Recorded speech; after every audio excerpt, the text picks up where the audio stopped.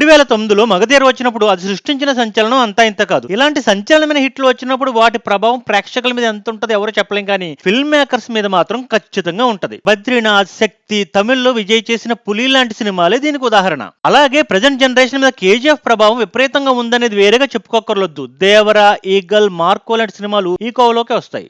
Rowdy Janardhan teaser చూసాక ఇది కూడా అదే టైపా అని ఫీలింగ్ కలిగింది, కానీ ఈ సినిమా దర్శకుడు గతంలో చేసిన సినిమాలు చూస్తుంటే ఇతను ఒక సెన్సిబుల్ స్టోరీ టెల్లర్ అని మాత్రం అర్థమవుతుంది. ఇక విజయ్ దేవరకొండ విషయానికి వస్తే, విజయ్ నుండి ఇలాంటి సినిమా పడితే బాగుంటదని, కింగ్డమ్ తో ఆ కోరిక తీరిపోద్ది అని ఆయన ఫ్యాన్స్ ఆశించారు. కానీ ఆ సినిమా ఆశించిన ఫలితం అయితే ఇవ్వలేదు. మరి రౌడీ జనార్దనతో ఆ లోటు భర్తీ చేస్తాడా లేదా విజయ్ అనేది మనం వేచి చూడాలి. ఇక్కడ విషయం చెప్పుకోవాలండి, సలార్ గానీ ఓజీ కానీ వాటి స్థాయిలో విజయం సాధించాయి, కానీ ఫ్యామిలీ ఆడియన్స్ ని అట్రాక్ట్ చేయలేక ఒక మాదిరి రిజల్ట్స్ సరిపెట్టుకున్నాయి. పైగా ఈ జానర్ సినిమాల మీద ప్రేక్షకులు ఎంత మేరకు ఇంకా ఇంట్రెస్టెడ్ గా ఉన్నారనేది వేచి చూడాలి. టీజర్ వరకు చూస్తే విజయ్ దేవరకొండ యాక్సెంట్ బాగా ఇంప్రూవ్ అయింది, డైలాగ్స్ కూడా బాగున్నాయి. లాస్ట్ లో పడిన సజెషన్ షాట్స్ ఏవైతే ఉన్నాయో అవి కథలో ఏదో ఇంట్రెస్టింగ్ పాయింట్ ఉందని నమ్మకాన్ని కలిగిస్తున్నాయి. ఈ సినిమాతో అయినా విజయ్ దేవరకొండ ఫెయిల్యూర్ స్ట్రీక్ కి ఎండ పడాలి అని మనం కోరుకుందాం.